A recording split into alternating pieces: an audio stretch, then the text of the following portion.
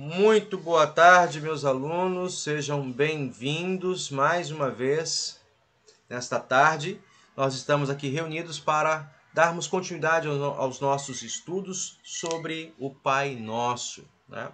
Nós lembramos a importância do Pai Nosso porque é a oração modelo e o cristão que não ora, né, ele passa por grandes dificuldades, né? Lutero leva tão a sério isso que ele vai dizer: o cristão que não ora é semelhante a um corpo que não tem oxigênio, um corpo que não vive, né? É um defunto, é algo que não funciona, né? É incoerente alguém ser cristão e não viver uma vida de oração. Lutero tem isso bem claro para si, né? E por isso ele também quer que nós levemos a sério a oração como uma grande oportunidade de testemunho em nossa vida. Queremos dar início a esse momento, portanto, chamando o nosso Deus e orando, falando com Ele em oração. Meus amados alunos que nos acompanham hoje, né, eu convido vocês a também colocarem-se em espírito de oração para falarmos com o nosso Deus. Em nome do Pai, do Filho e do Espírito Santo. Amém.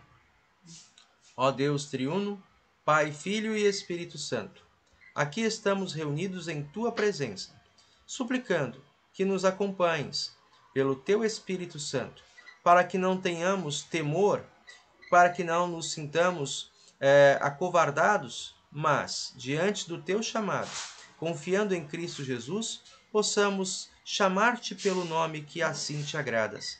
Pai nosso, Tu não estás apenas no céu, mas vives conosco todos os dias e nos acompanhas pela Tua palavra e pelo Espírito Santo que nos dá o entendimento para invocarmos a Ti em todas as necessidades, como um filho que se reconhece, membro, parte da família e que tem em Ti o verdadeiro Pai que nos provê de tudo quanto necessitamos para o corpo e para a nossa vida. Amém. Muito bem. Muito bem. Então nós vamos continuar aqui. Opa, cadê minha tela? Cadê minha tela? Onde está o pastor aqui? Muito bem.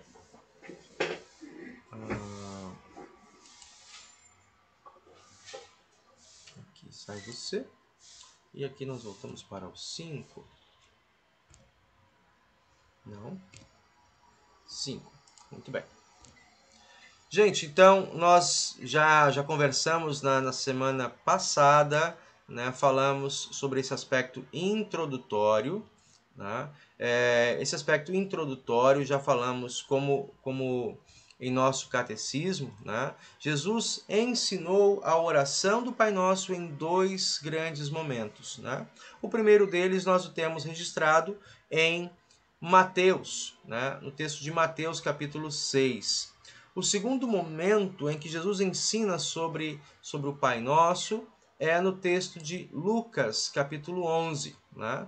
Nesse texto, versículos 1 e 2, Jesus fala sobre o Pai Nosso, mas de uma maneira um pouco mais reduzida. Né? Tanto que a gente vê aqui que ele não é tão completo quanto na primeira vez que nós temos aqui no texto de Mateus 6, 9 a 15. Né? Nesse texto de Mateus 6, 9 a 15, Jesus faz um destaque muito especial quando nos versículos 14, depois de orar junto aos seus discípulos, como nós conhecemos, ele vai afirmar a importância da quinta petição. Né? A quinta petição, e perdoa-nos as nossas dívidas, assim como nós temos perdoado aos nossos devedores. No versículo 14, Jesus vai dizer: porque se perdoarem aos homens as suas ofensas, também o vosso Pai Celeste vos perdoará. Pode, por favor, desligar, Ezequiel, para mim?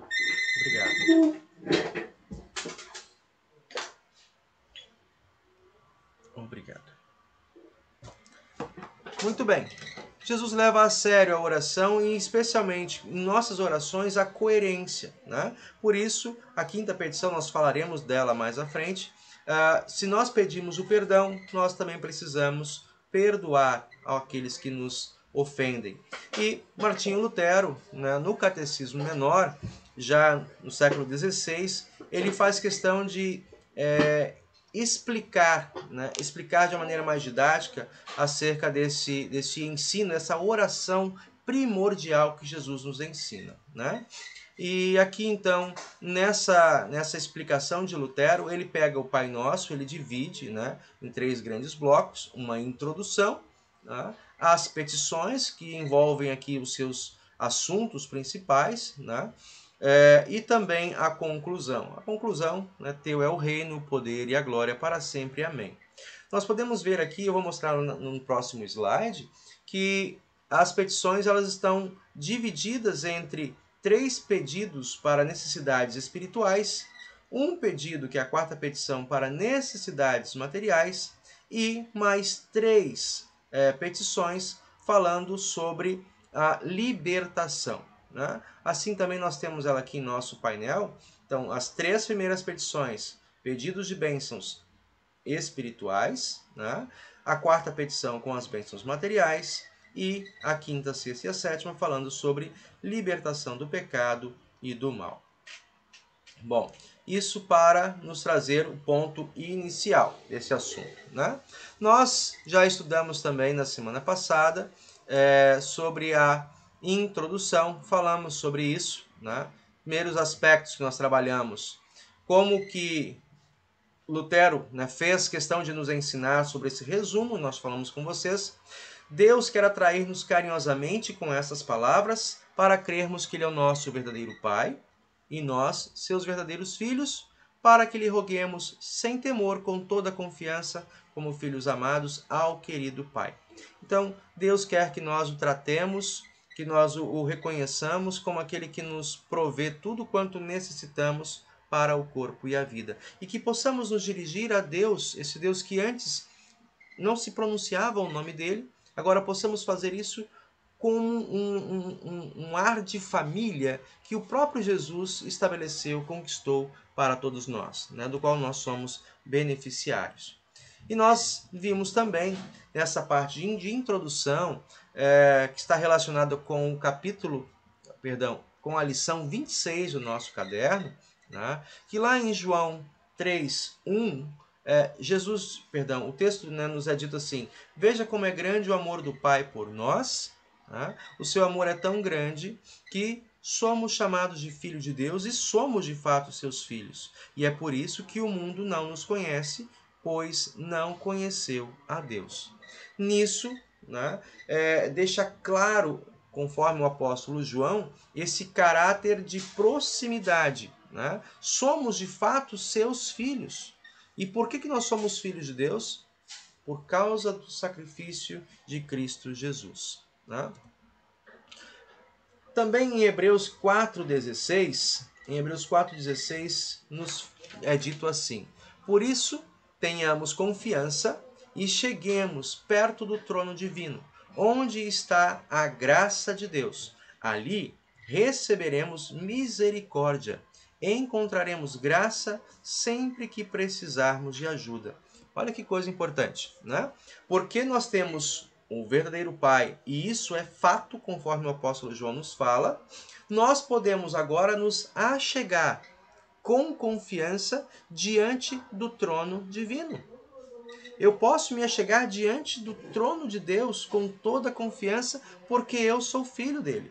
Porque ele é meu pai, pai querido, né? Não um pai falho, como muitas vezes, né? Por vezes aqui, nós, pessoas, seres humanos, podemos falhar com os nossos filhos, com os nossos entes queridos. Mas Deus, né, se torna nosso pai, e um pai fiel, um pai que nos abençoa com tudo quanto precisamos. Também, por fim, né, nós entendemos, e aí o texto de Efésios 4:6 nos afirma: há somente um Deus e Pai de todos, que é o Senhor de todos, que age por meio de todos e está em todos. Né?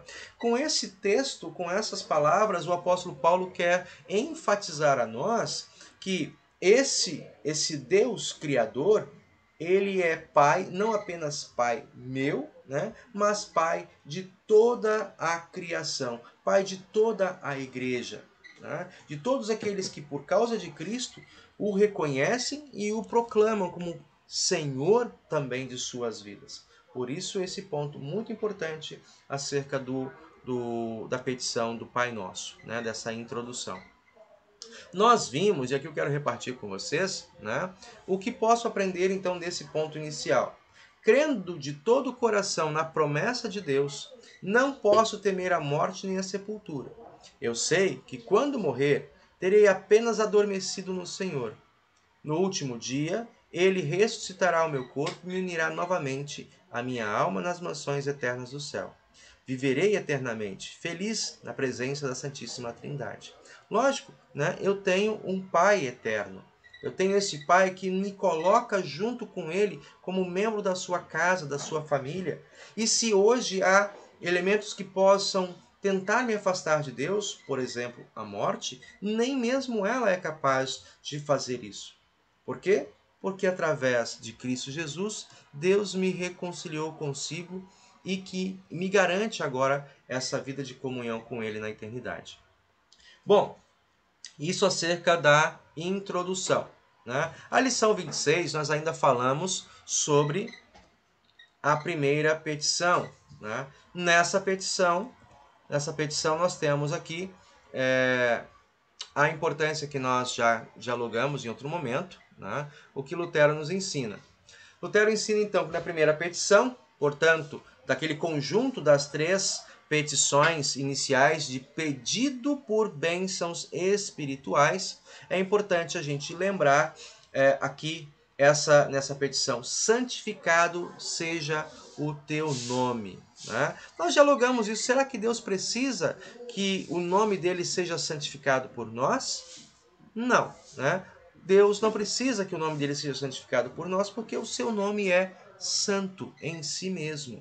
Né? Mas Lutero coloca: quando eu peço isso, né, eu suplico nessa petição que me seja dada a oportunidade de santificar em família.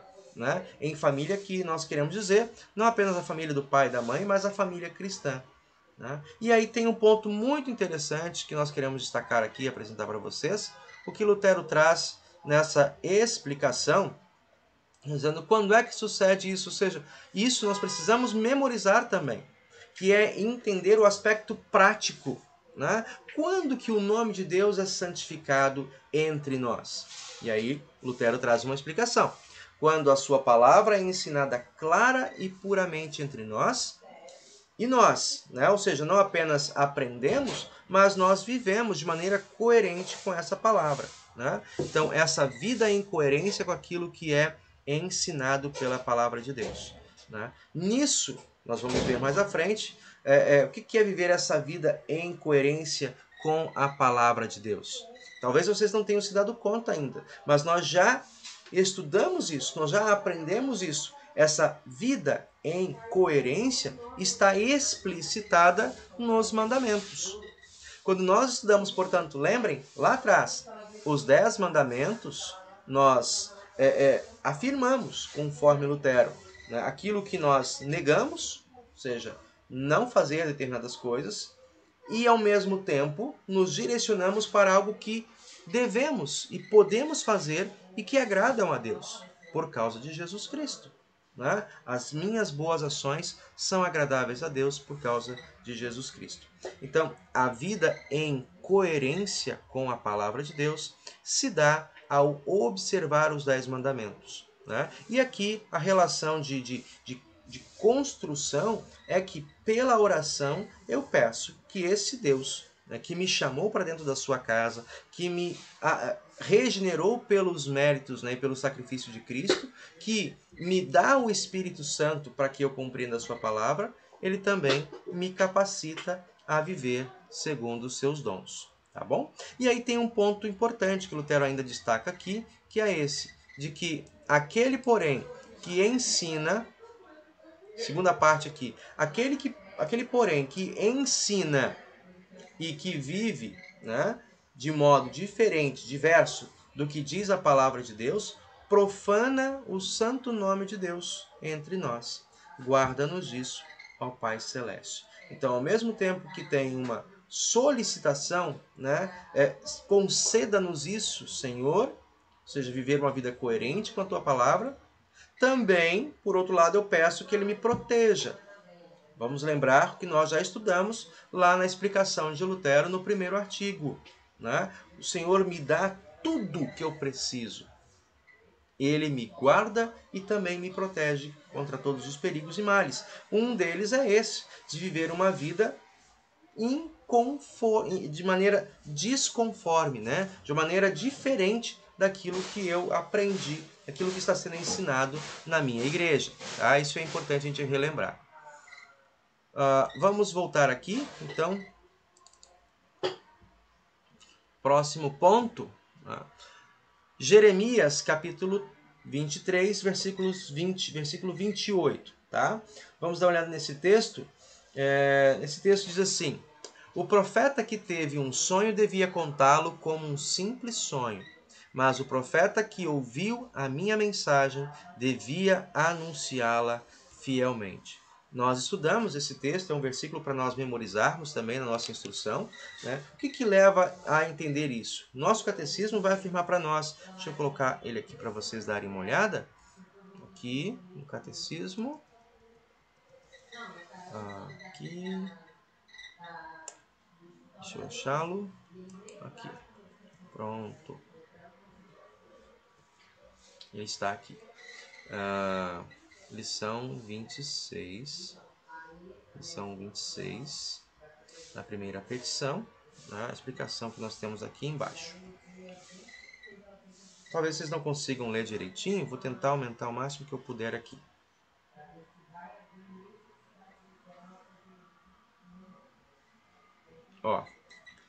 Aqui, conforme a explicação, diz assim: Deus nos deu a Bíblia e Ele deseja que ela seja ensinada corretamente.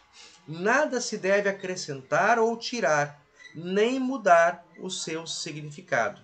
Quando a palavra de Deus é ensinada corretamente, o nome de Deus é santificado.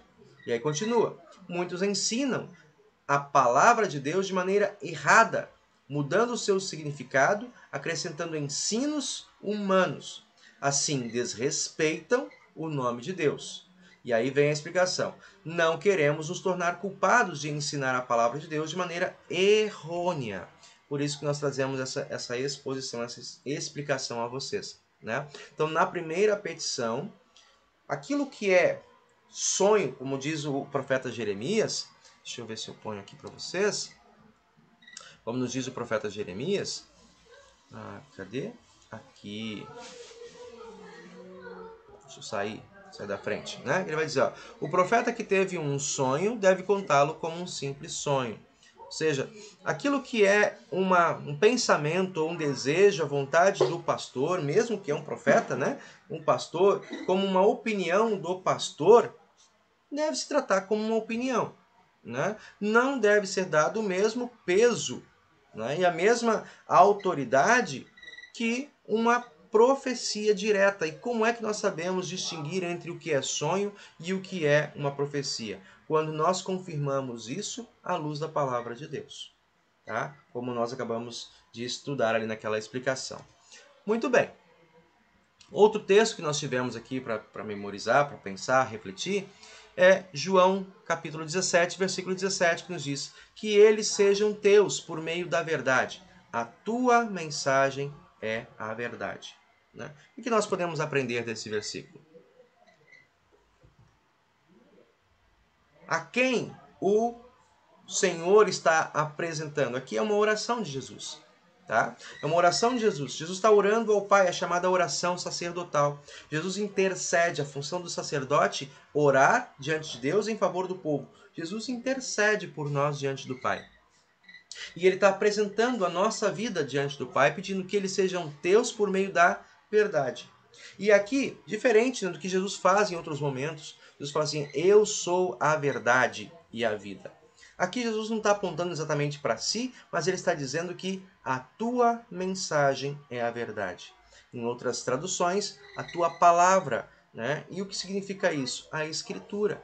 De novo, que eles sejam apresentados dignos, que nós sejamos apresentados dignos diante de Deus Pai, por meio da Escritura, que nos santifica, que nos auxilia, de fato, a vivermos uma vida consagrada ao nosso Deus. Né?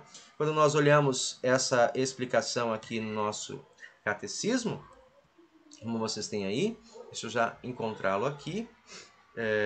Está aqui em cima. Calma aí.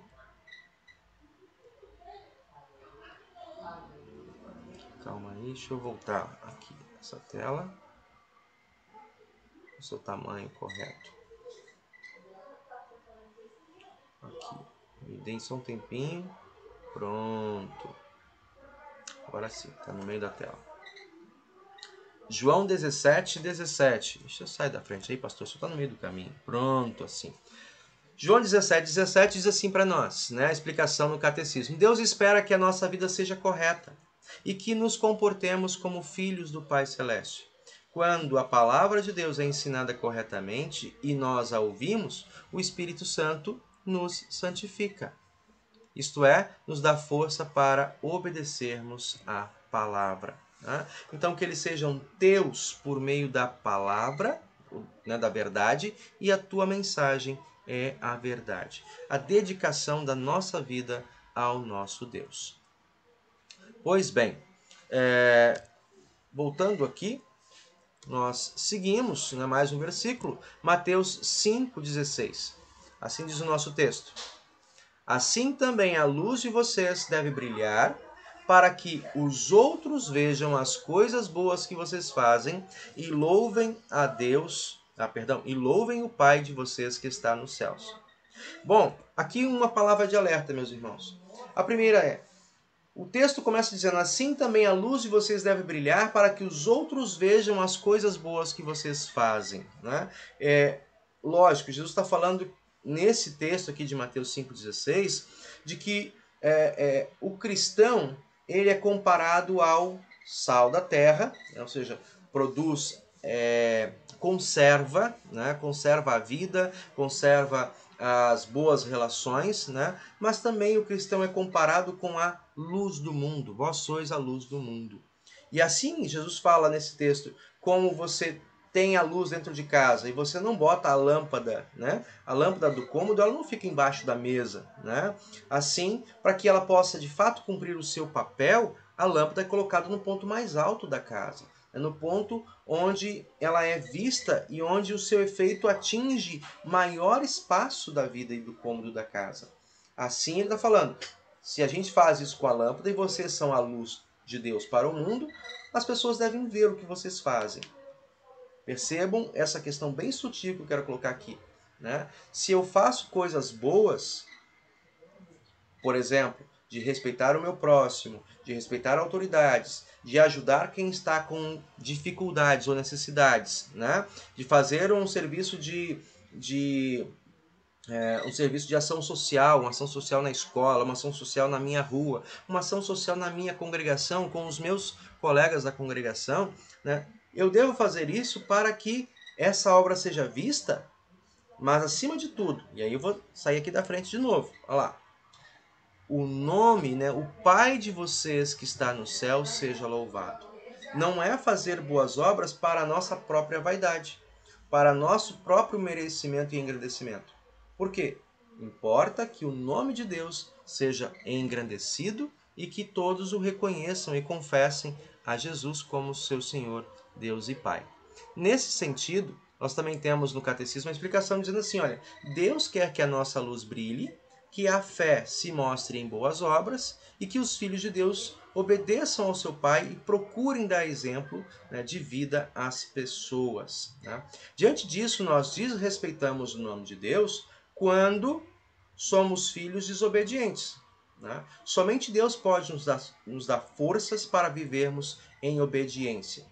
E é por esse sentido, ou seja, não depende de nós, depende de Deus, e Ele nos dá isso pelo Espírito Santo, é que nós suplicamos, né, na primeira petição, santificado seja o teu nome, ou seja, que as obras da minha vida sejam santas, Senhor, aos teus olhos, e que tudo possa correr para louvor do teu santo nome. Tá bom? Então, isso aqui sobre esse conteúdo. Vamos avançar um pouquinho mais. Resumindo, né, aqui nós temos um pequeno resumo dessa lição. Né? Quando que o nome de Deus é santificado? Quando a sua palavra é ensinada clara e puramente, e quando os filhos de Deus vivem de maneira santa e obediente. né? O que eu coloquei aqui para vocês? Né? 3 exemplos de serviço onde a palavra de Deus é usada, o nome de Deus é santificado de maneira correta. Né? Os 3 primeiros, quando nós estamos reunidos estudando, aqui por isso nós temos jovens estudando a palavra de Deus, é um modo de santificar o nome, ou seja, valorizar a importância e o tempo de meditação na palavra de Deus. Né? Segundo, que nós vivamos, aqui embaixo, né? Aqui embaixo, na verdade, que nós vivamos em nossas ações, né, o intuito de aproximar pessoas para Deus. Né? Por isso aqui essa pequena figurinha aqui, né, desses bonequinhos, né, eles estão cada um deles conectados uns com os outros, dando suporte uns aos outros e buscando também alcançar aqueles que estão distantes, porque também são filhos de Deus, né? São filhos do Senhor, mas longe, fora desta comunhão. Nós temos aqui a denúncia, né, que está apontando aqui o nosso texto, contra os falsos profetas. Falsos profetas são aqueles que usam a palavra de Deus e ensinam de maneira diferente, ou que ensinam de uma maneira certa, mas eles mesmos não vivem em acordo com a palavra de Deus. E aqui nós trouxemos uma pequena charge para vocês, né, chamado profeta de Araque. Né? O profeta de Araque, ele estava aqui brincando, é uma brincadeira, mas fala de algo muito sério, né? De pessoas que usam mal o seu lugar de autoridade, né, para fazer profecia que são coisas, como a Bíblia diz, né, coisas que são de sonho, coisas que são do conhecimento de todos, não precisa ficar explicando ou se vangloriando, né, se engrandecendo. Aqui o profeta de Araque está dizendo, né, ele olha para uma mulher grávida e ela tem um bebê na barriga, né, e ele diz, né, o bebê que você está esperando, se não for um menino, né, será uma menina. Lógico, é óbvio, não precisava nem ser um profeta para saber disso. Né? E essa figura aqui, bastante enigmática para nós, né, mostra a importância de nós não usarmos máscaras. Né? Nós explicamos isso aqui em outra aula, que no mundo antigo, no período lá do Novo Testamento, né, dentro do teatro grego, né, a palavra hipócritas eram as máscaras que os atores utilizavam. E Jesus se vale dessa palavra para alertar aos religiosos dos seus dias e também a nós. Né? Não sejamos como pessoas que usam máscaras, mas sejamos sinceros. Né? Vivamos uma vida coerente, de cara limpa. Né? Se eu aprendo o que é direito, busquemos também fazer aquilo que é direito. Tá bom? Porque ao fazer isso, você está honrando o nome do seu Senhor. Muito bem. O que nós podemos aprender olhando para essa lição? Nós podemos até destacar aqui nesse aspecto. Né? Primeiro, Jesus quer que eu dê a Deus o primeiro lugar em minha vida. Por isso eu devo ler e ouvir a sua palavra cuidadosamente. Também pedir ao Espírito Santo que me guie e me ilumine, tá bom? Ali está a palavra mig, né? Mas está faltando que me guie e ilumine. Lógico, na oração, quando eu peço, Senhor, me ajuda a observar e valorizar os teus mandamentos. Tá? No 4º mandamento, respeito à autoridade, aos meus pais, aos meus professores, né? Aos responsáveis em nome de Deus para cuidar de mim. Então, que eu saiba responder, né? Que eu, no meu relacionamento, Senhor, com os meus colegas da escola, no 8º mandamento, que eu não use mal a palavra, que eu não minta para prejudicar alguém. Que eu, no 5º mandamento, Senhor, não use de violência, né? Para diminuir o meu próximo, para que eu não use da minha boca para profanar e xingar as pessoas que estão ao meu redor. Né? Isso é importante a gente levar em conta. Terceiro, né, que eu busque também fazer perdão, a vontade de Deus com alegria. De nada nos serve em fazer a vontade de Deus se nós não fazemos em alegria. Perdão. Quando nós dizemos, eu vou para a igreja. Eu vou para a igreja toda semana. Mas eu venho para a igreja e fico sentado lá no banco, não canto os hinos, não medito nas palavras, não oro quando a igreja está orando, isso de nada nos serve. Né? Fazer a vontade de Deus com alegria é estar na casa dele e gostar de estar ali. Né? Nós aprendemos isso com o rei Davi, né? Quando ele fala: bom é render graças ao Senhor, cantar louvores ao seu nome, né? Bom é estar na casa do Senhor, meditar na sua palavra, viver aqui todos os dias. O próprio Jesus, quando criança, né, esperava ansiosamente até que ele pôde. Nós estudamos essa lição já, quando Jesus vai ao templo com a sua família, já na adolescência. Né? Jesus vai com a sua família e lá ele está participando de tudo. Quando eles voltam para casa, seu pai e a sua mãe, Jesus foi esquecido para trás, porque ele ficou lá ouvindo com alegria, aprendendo, fazendo perguntas para os mestres da lei. Então nós devemos fazer sempre com alegria, né, a vontade de Deus, também estando na sua casa. Legal, gente? Então, próxima questão que a gente vai entrar é na segunda petição. Na segunda petição, qual é o assunto que nós já falamos? Né? Venha o teu reino. Né?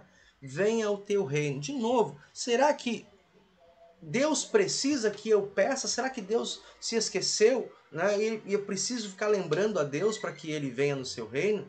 Né? O texto do apóstolo Pedro, já no primeiro século, por volta do ano 65, ele fala sobre isso. Né?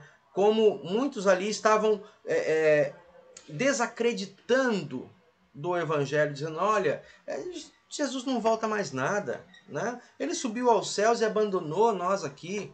E aí o apóstolo Pedro lembra, né, e aponta o dedo com muita seriedade. Não pensem que Deus é como os seres humanos, né? Que ele tenha se esquecido de nós. Lembremos como no passado Deus falou que enviaria o seu filho, cumpriu a sua palavra, mas isso passou por centenas e centenas de gerações, né? Até que, de fato, Jesus nasceu, conforme Deus havia dito, direitinho, tintim por tintim. Mas olha quantos, né, 1000 anos passaram desde os dias de Adão até o nascimento de Jesus lá em Belém da Judéia. Bom, então o tempo de Deus não é o mesmo tempo que o nosso. Né? Nós somos alguém que pega carona com ele para dentro do céu.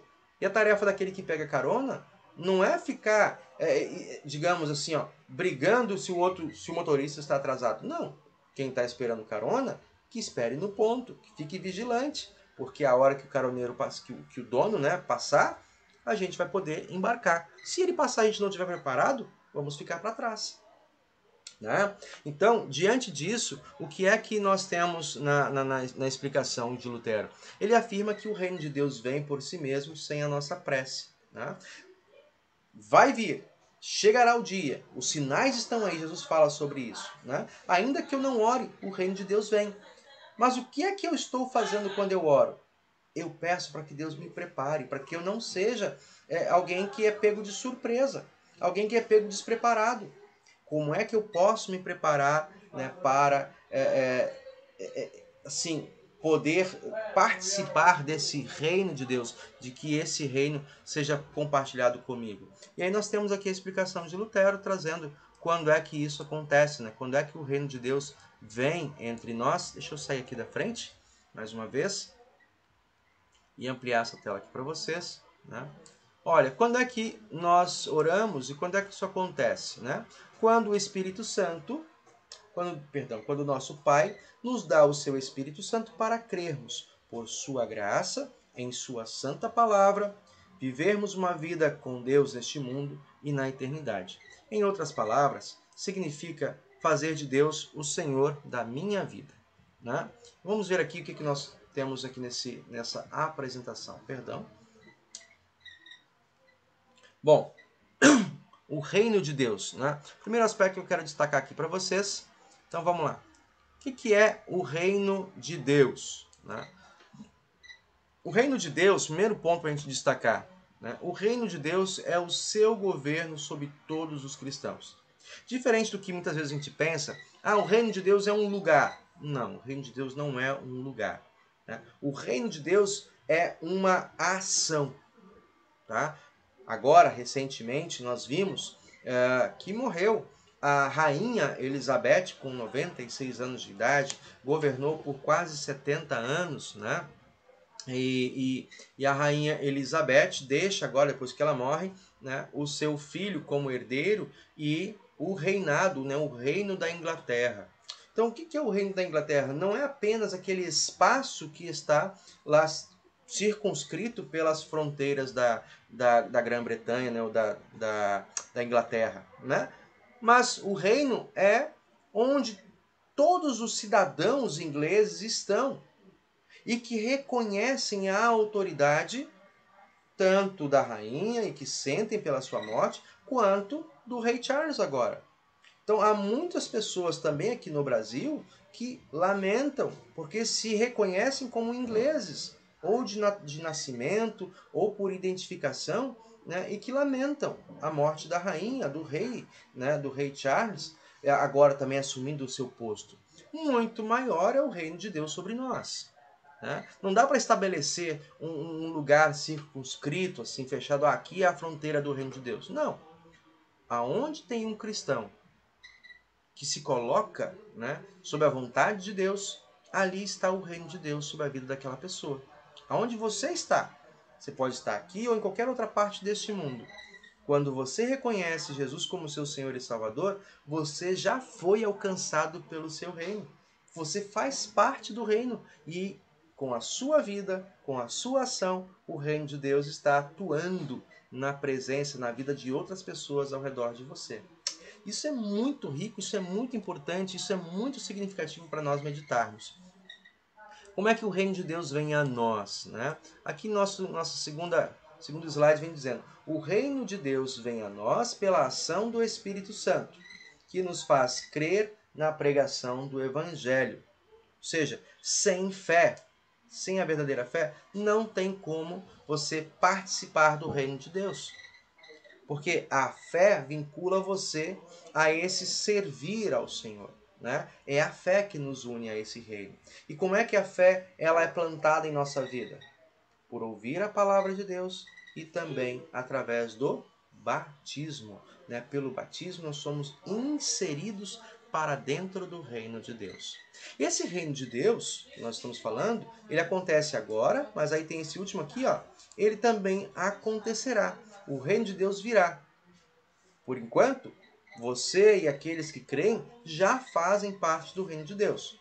Mas há muitos que ainda não fazem, porque não foram alcançados pela fé. Mas chegará o dia em que esse reino estará presente e visto por todas as pessoas no juízo final. Nós já estudamos um pouquinho sobre isso, lembre?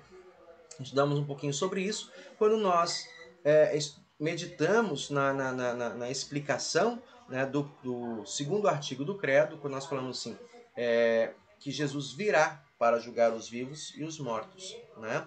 Também nós falamos sobre isso quando, na explicação das lições sobre o terceiro artigo, nós falamos, creio na ressurreição da carne, né, e na vida eterna. Ou seja, esse momento que ainda não aconteceu, mas que para nós que fazemos parte do reino de Deus, ele é uma realidade. Né? Significa o quê? Que você que faz parte do reino de Deus, e agora deixa eu sair aqui e mostrar para vocês aqui mais um destaque que eu coloquei, né? Algo que aconteceu na minha e na tua vida como membros desse reino de Deus. Né? Nós passamos por uma metanoia. O que é metanoia? Metanoia é transformação, mudança de caminho, mudança de cabeça. Tá? As pessoas que antes, nós aprendemos isso lá na explicação sobre os mandamentos. Tá?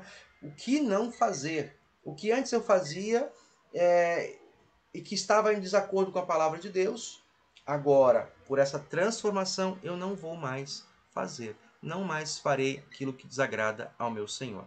Tá bom? Isso é metanoia. Olhamos então nesse texto para João 3,5. Né? João 3,5. Deixa eu só achar aqui a minha explicação de onde é que eu estou. Só um minutinho. Aqui. João 3,5. Muito bem. O que nós temos em João 3,5? Deixa eu só aumentar mais um pouquinho aqui para mim. Pronto.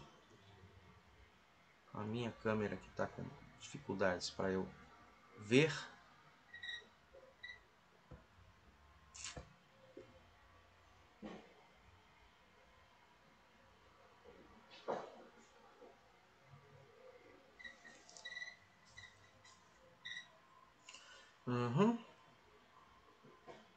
João 3,5. Pronto. Aqui, achamos. Diz o nosso texto aí. Eu afirmo ao Senhor que isto é verdade. Ninguém pode entrar no reino de Deus se não nascer da água e do Espírito. Quem disse e quando foi dito isso? Quem disse, lógico que o texto está dizendo bem claro, é Jesus. Quando foi dito isso? Foi dito para Nicodemos, no início do Evangelho de João, né, falando da importância do batismo. Pelo batismo, nós somos inseridos para dentro do reino de Deus. Né? Quem não tiver, portanto, a verdadeira fé em Jesus, não poderá entrar no reino dos céus. Né? E essa fé não é uma conquista nossa. Quando nós falamos isso, é necessário ter a verdadeira fé em Jesus, né? Significa que é um ato onde nós somos alcançados por Deus. No batismo, não sou eu quem me batizo, mas eu sou levado ao batismo por meio da família, por meio do próprio Espírito Santo, né, que constrange, que move o coração dos nossos pais, ou, quando já somos adultos, move o nosso próprio coração pelo ouvir da palavra. Né, ouvir a palavra e se colocar em reverência e humildade diante dela. Outro texto bíblico que nós temos aqui, 1 Coríntios 12, 3, diz assim: por isso precisam compreender que ninguém que diz que Jesus seja maldito pode estar falando pelo poder do Espírito de Deus. E que ninguém pode dizer Jesus é Senhor, a não ser que seja guiado pelo Espírito Santo. Em outras palavras, ou seja, não podemos crer em Jesus nem conservar a fé por nós próprios. Não é uma tarefa minha. Né? Quem me conserva nessa fé? É o Espírito Santo. É Ele quem me dá a fé pelo batismo, é Ele quem me dá a fé por ouvir a palavra de Deus e também me conserva nessa fé. Lembremos, nós já passamos esse assunto quando explicamos o terceiro artigo. Por isso tem toda uma ordem, né, crescente de instrução, gente. Então, quando é que esse reino vem a nós? Quando essa palavra é pregada, né? Quando nós fazemos uso dos santos sacramentos. Né? Nesse sentido, nós aproveitamos e usamos bem a palavra de Deus. Também mais um texto aqui, deixa eu sair da frente. Gálatas 5, 22 e 23 diz assim para nós: mas o Espírito de Deus produz o amor, a alegria, a paz, a paciência, a delicadeza, a bondade, a fidelidade, a humildade e o domínio próprio. E contra essas coisas não existe lei. Quem está dizendo isso? Né? E quando foi dito? Quem está dizendo isso é o apóstolo Paulo. Ele diz isso para a igreja da cidade da Galácia, no intuito de ensinar à igreja que tudo que é necessário, né, para que o reino de Deus controle, e ali vocês veem bem claro, né, atitudes, disponibilidade do coração e da vida, tudo isso, como boas respostas, né, é dado por meio do Espírito Santo. Ou seja, a fé que o Espírito Santo dá nos leva a praticar boas ações. Né? Bondade, misericórdia, paciência, domínio próprio. Domínio próprio é quando você é tentado por alguém, né, ou pelo próprio diabo, a fazer alguma coisa que Deus condena, que Deus recrimina. E você, eu estou com vontade, mas eu não vou fazer, eu vou me refrear, eu vou me controlar. Né? E isso é domínio próprio. Quem nos dá isso? O Espírito Santo. Né? O poder do Espírito Santo dá, então, a vontade e também a capacidade de fazermos coisas boas. Né? O seu reino vem a nós quando esse Espírito, então, nos dá forças para sermos obedientes à sua palavra. E mais um outro texto, né? Deixa eu sair aqui da frente. Mateus 9, 38, diz assim: peçam ao dono da plantação que mande mais trabalhadores para fazerem a colheita. Pergunta: quem está falando? Quando foi dito? Jesus é quem está falando por meio das suas parábolas. Aqui é a parábola, né, do lavrador. Então, quando nós lembramos, né, nas orações, peçam ao dono da plantação, Jesus está falando assim, olha, se vocês precisam de gente, peçam a Deus. Né? Se vocês precisam de apoio, de recursos humanos, peçam a Deus. O que vocês precisam para o trabalho de expansão, de compartilhar o Evangelho, peçam a Deus. E Ele vai nos abençoar com tudo quanto necessitamos. Né? Essa é a vontade do Pai. Então, para que as pessoas possam chegar à fé, precisam ouvir o Evangelho. Nessa petição, nós pedimos que Deus mande trabalhadores, pastores, professores, diáconos, né? Para que a sua seara possa ser expandida. Por isso, quando nós oramos, venha ao teu reino, pedimos que o Evangelho seja pregado aos que ainda não creem em Jesus e que possa fazer isso através de mim e de vocês.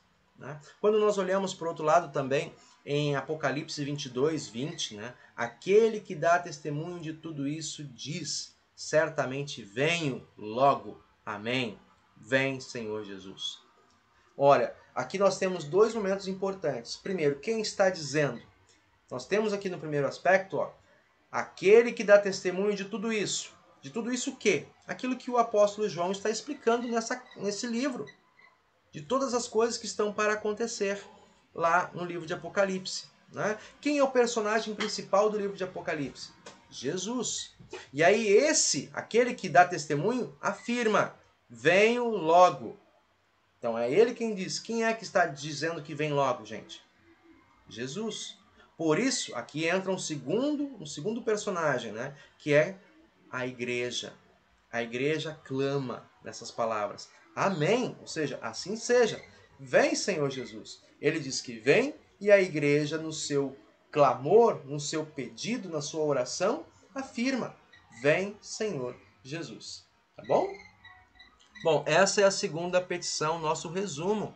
Fechando então o terceiro aspecto desse nosso conjunto de estudo, para hoje nós temos então a terceira petição. Fechando então essas petições de necessidades espirituais da palavra de Deus.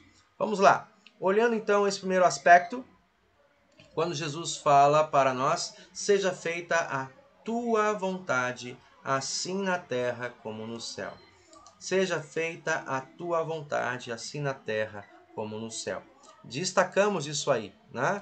Ou seja, conforme é dito, Deus depende de mim para que a sua vontade seja feita? Né? Certamente que não. A vontade de Deus é feita sem a minha prece. Ainda bem, não depende de mim para que a vontade dele seja feita. Ou seja, se eu sou mau, Deus continua fazendo a sua boa vontade, que é me convencendo do pecado e me chamando ao arrependimento. Né? Mas o que eu quero fazer? Quando nós falamos lá dos mandamentos que eu ouvi, a vontade de Deus, qual é a vontade de Deus? Que eu guarde o seu santo nome, que eu o louve, que eu o tenha em primeiro lugar na minha vida, que eu goste de estar na sua casa. Né? Então eu olho para os primeiros mandamentos, eu olho para os mandamentos do Senhor e eu olho a minha vida. Senhor, eu não consegui fazer a tua vontade. O que eu peço? Agora sim, é a minha petição. Eu suplico nessa petição que a vontade de Deus seja praticada também entre nós. Né? E a questão que nós temos da prática. Quando é que isso é praticado? Né? Quando essa palavra de Deus ela é feita entre nós? Aqui nós temos bem interessante, quero colocar para vocês. Vamos ler junto. Quando Deus desfaz e impede todo mau conselho, maus conselhos e vontade daqueles que não nos querem deixar santificar o seu nome, nem permitir que o seu reino, que venha o seu reino, tais como a vontade do diabo, a vontade do mundo e da nossa carne. Né? Os três grandes inimigos do cristão. E por fim, né, quando, por outro lado, nos fortalece, ou seja, quem nos fortalece? Deus. Quando Deus nos fortalece, quando Deus nos preserva na sua palavra e na fé até o fim, nisso nós estamos fazendo a sua vontade. Saber entre a vontade de Deus e a vontade dos inimigos de Deus. Esse é um ponto importante nessa petição. Portanto, nós queremos dar uma olhada, né? Aqui nesta tela que vocês têm aí, qual é a vontade de Deus? Né? Primeiro, a vontade de Deus é salvar todas as pessoas. Essa é a mais importante vontade de Deus. E talvez seja até mesmo por causa dela, né, da importância que Deus dá a essa vontade, é que ele ainda não veio. É que ainda não se manifestou o seu reino final. Porque ele espera que todos conheçam a verdade e que sejam salvos por meio da verdade. Né?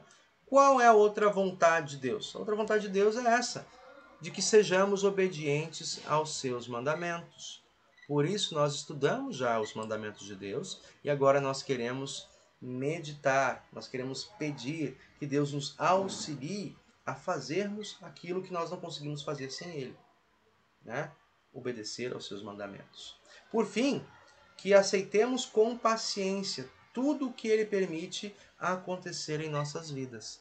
Se eu quero fazer a vontade de Deus, né, e se no meio desse caminho há coisas que acontecem que me deixam tristes, eu preciso pedir de Deus o quê? Paciência. Também, nessa petição, pedimos que Deus desfaça a vontade do diabo, do mundo e da nossa natureza pecaminosa, e nos guarde firmes na fé até o fim, e nos faça aceitar a sua boa vontade, mesmo nas dificuldades. Saber a vontade de Deus e buscar cumpri-la em todas as necessidades. Deixa eu ver aqui, próximo ponto, deixa eu avançar para aqui. Né? Nessa petição vocês têm aí, na página, para mim, aqui na página 133, gente. Deixa eu achar ela aqui para vocês verem também. Ponto 6. Aqui. Aí. Vocês têm aqui, deixa eu voltar para o outro cantinho aqui. Pronto. Ficando num lugar que não atrapalhe muito, né? A tarefa nossa, deixa eu aumentar aqui. Opa. Volta, telinha, volta. Isso. Calma aí. Bagunçou, pastor. Bagunçou.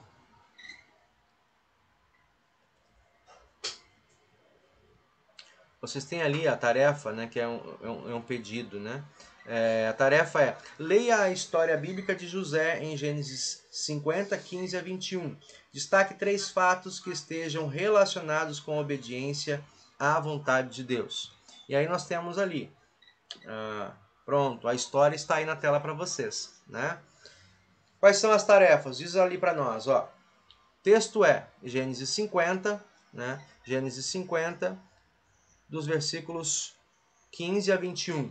A história é essa. Deixa eu ler a história aqui para vocês, facilitar a compreensão. Diz assim: depois da morte do pai, os irmãos de José disseram: talvez José tenha ódio de nós e vá se vingar de todo o mal que lhe fizemos. Então mandaram dizer a José: antes que o seu pai morresse, ele mandou que pedíssemos a você o seguinte: por favor, perdoe a maldade e o pecado dos seus irmãos que o maltrataram.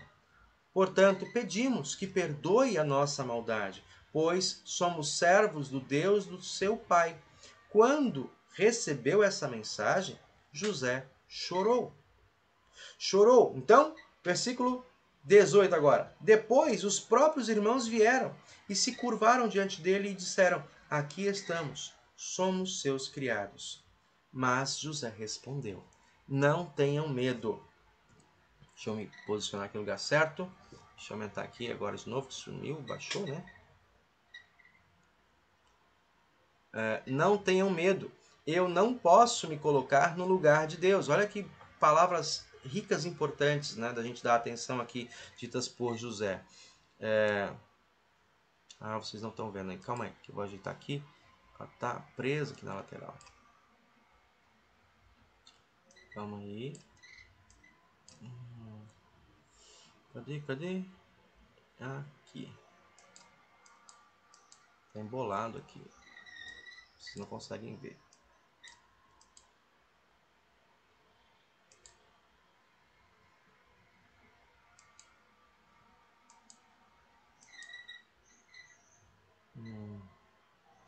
aqui.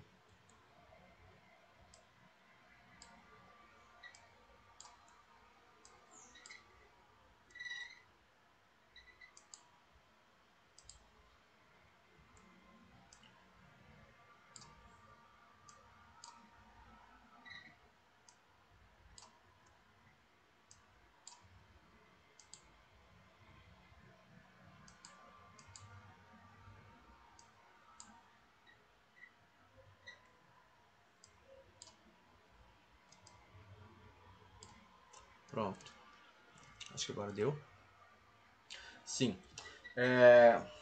Eu não estou no lugar de Deus. É verdade que vocês planejaram aquela maldade contra mim, né? E deixa eu ver o que isso aqui eu estou vendo ali, para eu poder me achar aqui também. Isso, não é essa tela. É essa tela aqui. Pronto. Mas Deus mudou o mal em bem para fazer o que hoje estamos vendo, isto é, salvar a vida de muita gente. Não tenham medo, eu cuidarei de vocês e dos seus filhos. Assim, ele os acalmou com palavras carinhosas que tocaram o coração deles. Então, a pergunta que nós temos lá no nosso texto é, né, a pergunta é: destaque 3 fatos que estejam relacionados com a obediência à vontade de Deus. Né? Bom, eu destaco aqui o ponto dos versículos 17. Né? O versículo 17 nos fala sobre perdoar os outros. Nós podemos olhar aqui o versículo 17, que ele nos diz assim, ó: mandou que pedíssemos a você o seguinte: por favor, perdoe a maldade e o pecado dos irmãos que o maltrataram. Né? Portanto, pedimos que perdoe a nossa maldade, pois somos servos de Deus, do seu Pai. Lógico, aqui está dizendo bem claro o texto, né? Nos perdoe para que nós possamos viver em paz, né? Também conosco e contigo. Né? Essa é a vontade do nosso Pai. Então, o primeiro aspecto que o texto destaca é o perdão, né, aos outros como uma resposta de fazer a vontade de Deus. Essa é a vontade de Deus Pai. Né? Segundo ponto que eu destaco no versículo 19, não julgar precipitado. Né? Olhamos para o versículo 19, diz assim, olha, José respondeu, não tenham medo, eu não posso me colocar no lugar de Deus. O que isso tem a dizer, gente? Na história de José, vocês viram que os seus irmãos de fato fizeram maldade contra ele. E ele fala isso, versículo 20, é verdade que vocês planejaram maldade contra mim. Mas olha só, Deus é tão maravilhoso que até mesmo a maldade que os seus inimigos tentam contra nós, Deus transforma essa maldade em bênção. Deus transforma essa maldade em algo que traga benefício até mesmo para esses maus. Isso por vezes pode nos incomodar. Mas, para além disso, né, essa é a vontade de Deus. Aprendamos a viver segundo a vontade de Deus. E a vontade dele nos chama para não vivermos uma vida de vingança. Tá? Terceiro aspecto que eu destaco aqui para vocês também, no versículo 21. Consolar os que choram. Né? Como é que isso está previsto aqui? Versículo 21. Ó, não tenham medo. Eles estavam com medo da vingança, eles estavam com medo de José retribuir a maldade que eles haviam feito, agora oprimindo, colocando eles como escravos. Né? E aí José responde, surpreendendo os seus irmãos: não tenham medo, eu cuidarei de vocês e de seus filhos. Assim ele acalmou o coração deles com palavras carinhosas. Né? Então, 3 atitudes que nós devemos tomar a partir do texto de Gênesis 50, 15 a 21 e que vão de encontro ao que Deus espera de nós ao fazer a sua vontade. Primeiro, perdoar aqueles que estão necessitados, né? Não julgar precipitadamente, ou seja, não tomarmos um lugar de juiz, porque a gente não conhece o fim da história. Né? Deus é capaz de transformar o mal em bem. E, por fim, consolar aqueles que choram. Tá? Tranquilo até aqui? Sim. Espero que sim, né? Espero que sim. Sim. Beleza. Vamos lá. Espero que vocês tenham guardado aí, feito as anotações de vocês. 1 Timóteo 2,4, né, diz assim para nós: Ele quer que todos sejam salvos e venham a conhecer a verdade. Essa é a vontade de Deus. Também outro texto aqui embaixo. Pois sabemos... Opa! Deixa eu voltar aqui. Ó. Pois... o texto é Romanos 8, 28. Sabemos que todas as coisas trabalham juntas para o bem daqueles que amam a Deus, daqueles a quem Ele chamou de acordo com o seu plano. Quando nós vemos isso acontecer na história de José, fica fácil de nós compreendermos. Só que José viveu isso no seu dia a dia. Durante mais de 20 anos em que ele passou no Egito, desde o tempo em que foi sequestrado até o tempo em que ele se tornou governador. Né? Deus foi preparando José. E apesar do caminho torto, né, dos caminhos assim de sofrimento pelo qual ele passou, ele em nenhum momento se sentiu abandonado por Deus. Então, Deus nos afirma, através do apóstolo Paulo, nesse texto de Romanos, né, todas as coisas trabalham para o bem daqueles que amam a Deus. Né? Mais um texto, 1 Pedro 5,8, um alerta. Estejam alertas e fiquem vigiando, porque o inimigo de vocês, o diabo, anda por aí como um leão que ruge procurando alguém para devorar. Então, alerta contra a vontade do inimigo, do diabo, né? Ele é como um leão e quer destruir.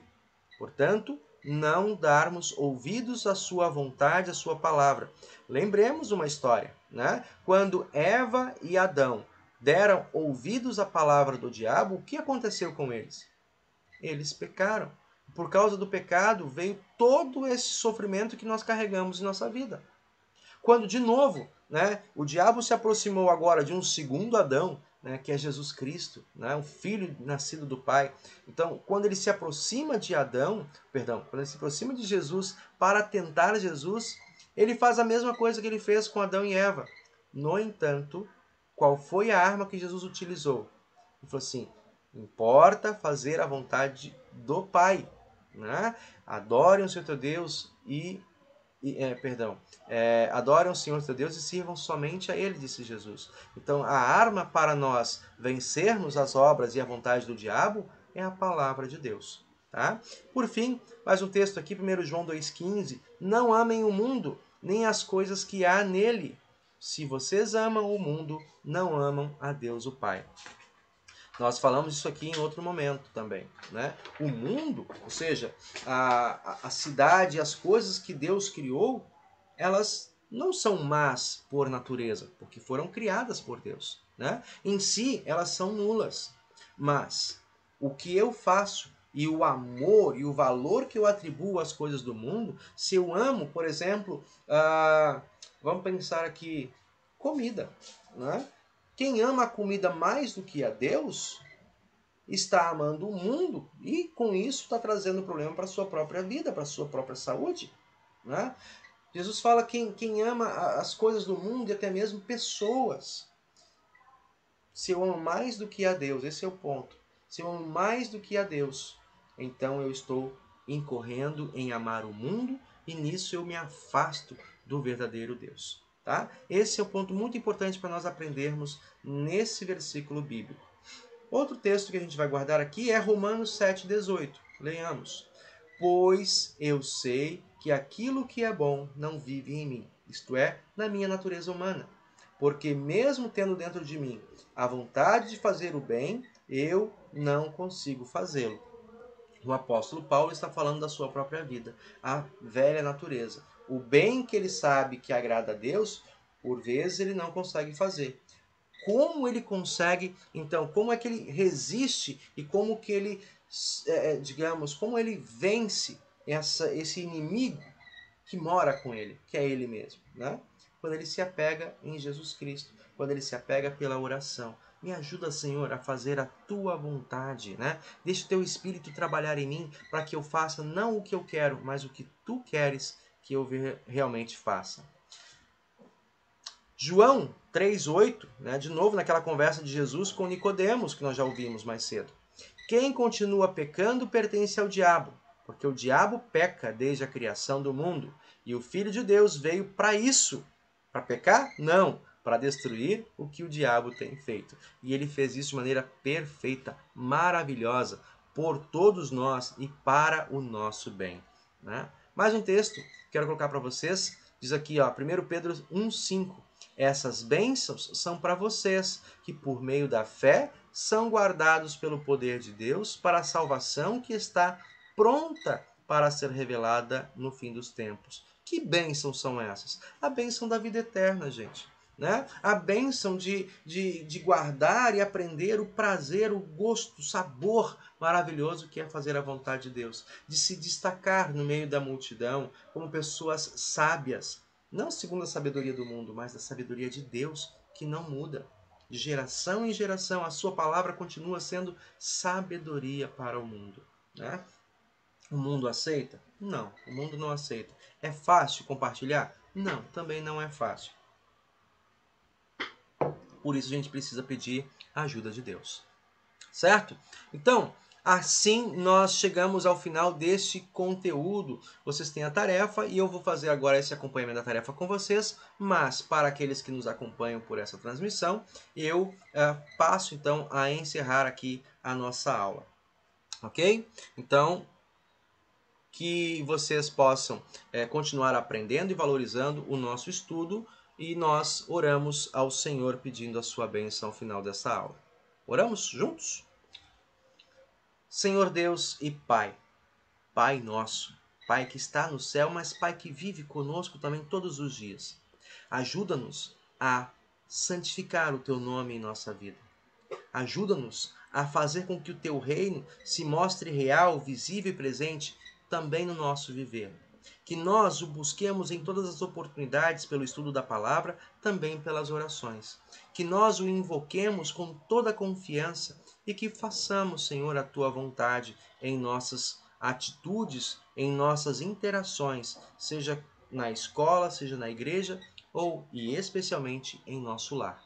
Abençoe-nos, Deus, ao longo dessa semana, também na conclusão das tarefas da escola e deste catecismo. Que nós valorizemos esta palavra e que guardemos para ela um lugar especial em nosso aprendizado. E que o façamos em nome de Jesus, que vive e reina contigo e o Espírito Santo, o único Deus, a quem nós servimos e obedecemos. Amém. E o Senhor nos abençoe e nos guarde. O Senhor faça resplandecer o seu rosto sobre nós e tenha misericórdia de nós. O Senhor sobre nós levante o seu rosto e nos dê a sua paz. Amém. Amém, pastor.